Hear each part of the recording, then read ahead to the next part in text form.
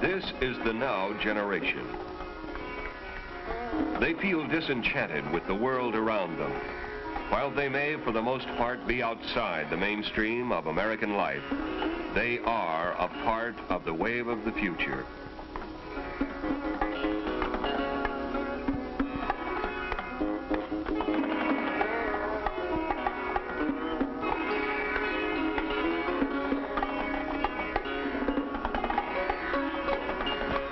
Webster defines the word now as meaning at the moment or at once.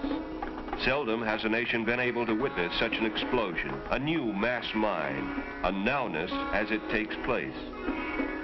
Today, we are seeing it.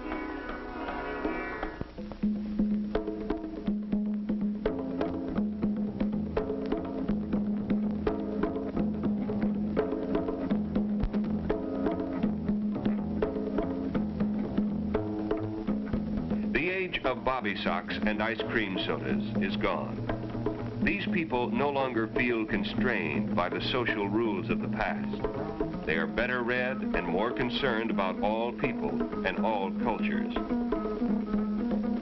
An older generation could learn about fresh thinking from them. Their energy is boundless. They play hard, but they are also involved. They are free thinking for the most part, and not afraid to voice their criticisms. But many more of them have simply dropped out.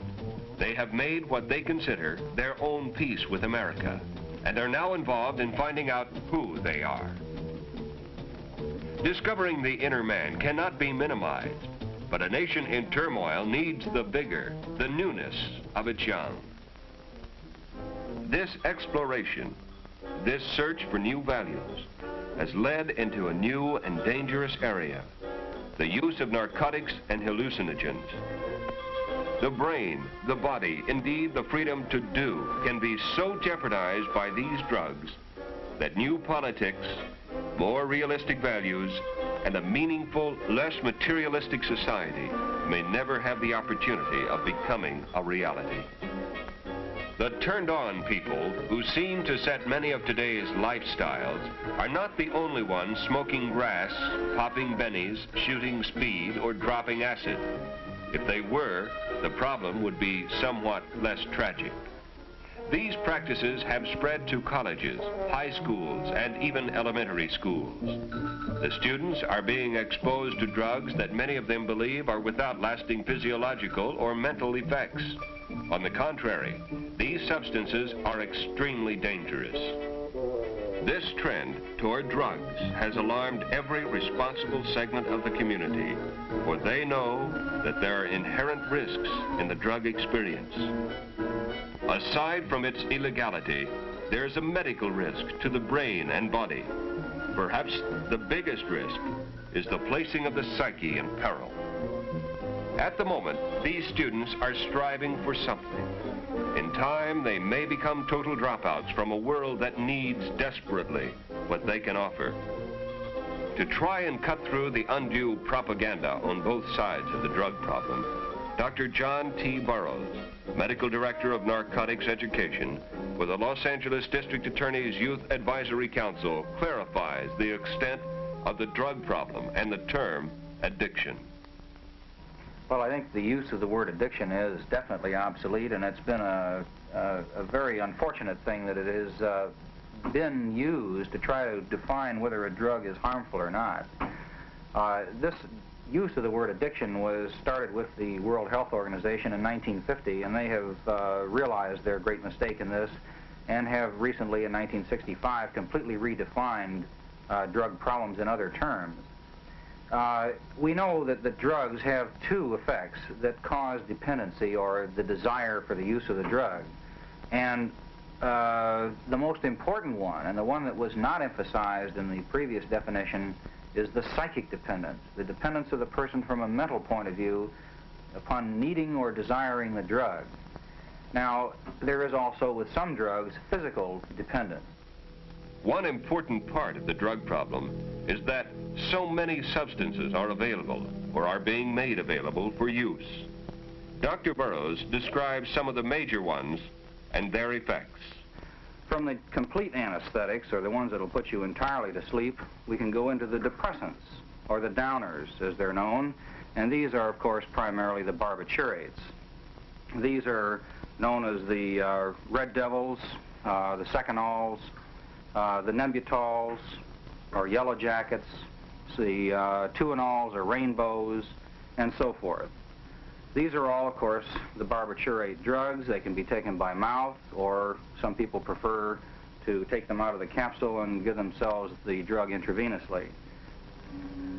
Now, the barbiturates have some very severe problems with them. For one thing, they do produce tolerance to a certain degree, and it is necessary to take more and more of the drug to produce the same effect. However, this tolerance is limited. Now, under the effects of the drug, there tends to be a distortion of time, and of course the person is confused, and the person may accidentally take more drug than he had anticipated, forgetting that he had just taken a dose a few minutes before. In addition to this, the barbiturates, when withdrawn, do produce a physical dependence or withdrawal type reaction, and with the barbiturates is a marked tendency for the person to develop convulsions. Grand mal convulsions or seizures, and unless these are controlled, they can lead to the death of the individual. After the depressants, we come to the next major group of drugs, which is the stimulants. The first ones to be used were the more mild forms, the Dexedrine, Hearts, as they were called, Peaches, and so on. And Dexedrine is a mild form of a stimulant drug used in medicine for appetite control and in certain diseases. In medicine, we might give 5 to 10 milligrams of Dexedrine or Benzedrine, or the new drug methamphetamine, Methadrine, which is known among drug users as speed. As incredible as it may sound, the person who's using this drug as a drug user will smack or mainline, that is, take intravenously 1,000 milligrams. 100 times the dose that any person would give in the medical use of this kind of drug. And the effect is overwhelming.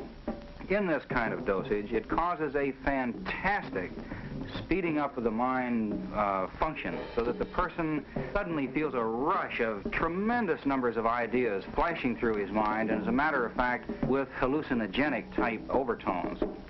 His blood pressure may exceed 300 millimeters of mercury, and as you know, normal blood pressure is perhaps 110 or 120 millimeters. At the same time, his heart is beating at a fantastic rate, maybe in excess of 150 beats a minute, normal being 72 or so. And he may develop arrhythmias of the heart. That is, the beat, instead of being regular, becomes highly irregular. And there have been rare deaths reported from this. As this drug begins to wear off, there's a tremendous psychic reaction and an overreaction, so the person becomes markedly depressed, severely depressed, which in itself is enough reason for him to want to take more drug, or perhaps to take barbiturates to ease this feeling of anxiety and depression, or other drugs, or back to meth or speed again. This depression is so marked that the person may wish to, and does sometimes, commit suicide.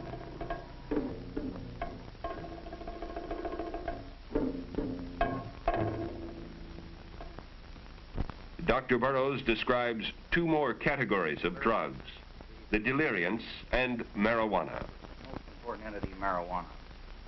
Now, the deliriants are the drugs such as the glues, the glue sniffing, which include gasoline, ether, paint thinners, even some deodorants have been used. They, like all the other drugs, produce a mind-changing effect, so that the person feels a feeling of euphoria, unusual happiness, a feeling of unreality.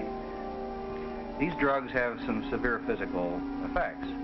If they are sniffed so that the actual material that is being used, such as airplane glue, can get into the nose or mouth, it causes a real burning of the mucous membranes and can cause rather severe damage. And it is becoming overwhelmingly evident that an increasing number of children are showing up with brain damage and what we call chronic brain disease. Now, marijuana is not a separate thing. this again is a drug. Just like LSD is a drug, just like amphetamine is a drug, or just like barbiturate is a drug. There's a specific chemical in marijuana known as tetrahydrocannabinol, or let's call it THC from here on out for short, which is the material, the chemical, that produces the high of marijuana. Dr. Burroughs pointed out that a good deal of the confusion concerning the effects of this drug is due to its very low concentration in American marijuana, or grass. Smoking typical pot usually produces mind-altering or hallucinogenic experiences, though sometimes it has little or no effect on some people. But as the drug becomes more concentrated, it has all of the effects of any of the hallucinogens. In high dosage, it parallels LSD. And already, more purified marijuana, hashish, and the synthesized THC itself are readily available. I think it becomes obvious after having categorized all these drugs, we've now talked about all these different categories, one thing keeps coming up all the time, and that is the drug-dependent, mind-changing or mind-altering effect of all of these drugs. The unfortunate person who gets started in this finds himself getting into an ever-increasing abyss, where he starts out with the idea, I'll have a kick or a high, and that'll do something for me. Well, it's true. These things do have a kick, or obviously people wouldn't try them. But the trouble is the person then gets involved in this vicious cycle. The kick becomes something that is not as good as he thought it was. He finds by using his drug that he has lost his capability to be responsible. He's lost his ability to be a worthwhile, successful student or successful individual. So he starts to seek ways to help him, and the only way he can seek, since he's using the drug now to avoid the reality of his failures, is to take more drugs. And down he spins. And he spins into a situation where he is virtually buried alive in a chemical tomb. This is the problem of drug dependency.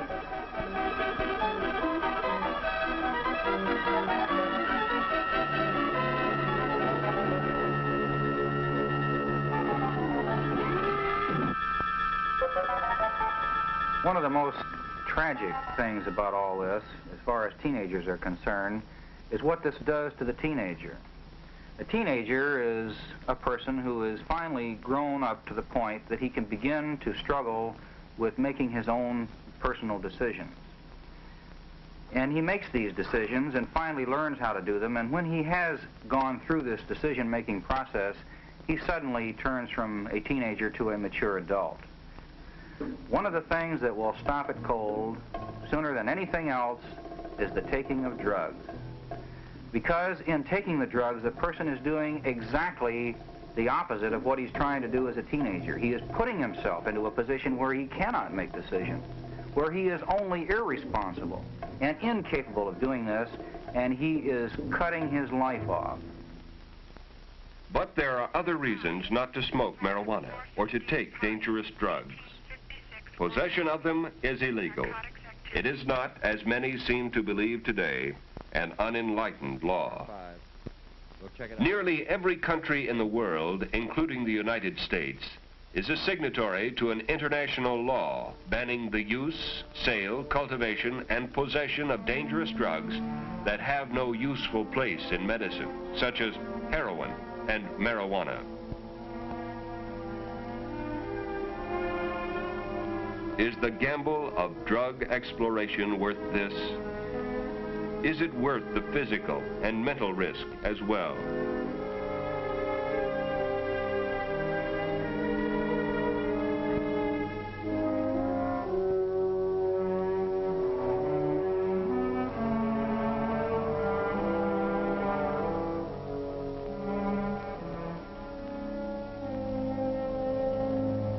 The courts today are crowded with young offenders. Tragically, many of them are from good homes. They are well educated and have opportunities that are available in no other country in the world. One immature and irresponsible action, for whatever motivation, can bring serious fines, prison terms, or both. A criminal record is never an asset. It can mean the end of a fine future. The drug question is a subtle one. This is an age of change, an age when society and authority are constantly being challenged. All too often, drugs have played a part in or have been used as a principal means of rebellion against authority. But drugs are not the proper tools with which to confront, to change a society that somehow hasn't fulfilled all its promise. Quite the contrary. Drugs rob one of the energy, the attention, the very ability to see what is. And the ability to work for effective changes of any kind depends on clear and disciplined minds. Those who take drugs to produce new insights, or for self-discovery, or for a host of other romantic reasons, find themselves snared and deluded. Illicit drugs are sold for a price, the price of helplessness and suffering for the buyer, for the greed and gain of the seller. Many of today's young people are meeting the challenges before them.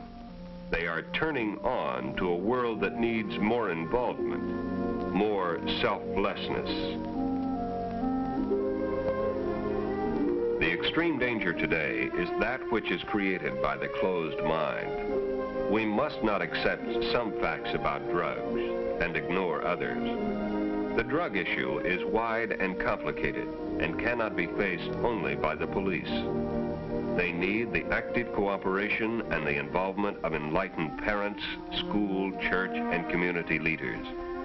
But above all, the need is for clear-thinking young people who are the most involved and who have the most to lose. If communication has broken down between the younger and older generations, it must somehow be re-established. At the same time, it will be necessary for the young to communicate common sense, one to the other.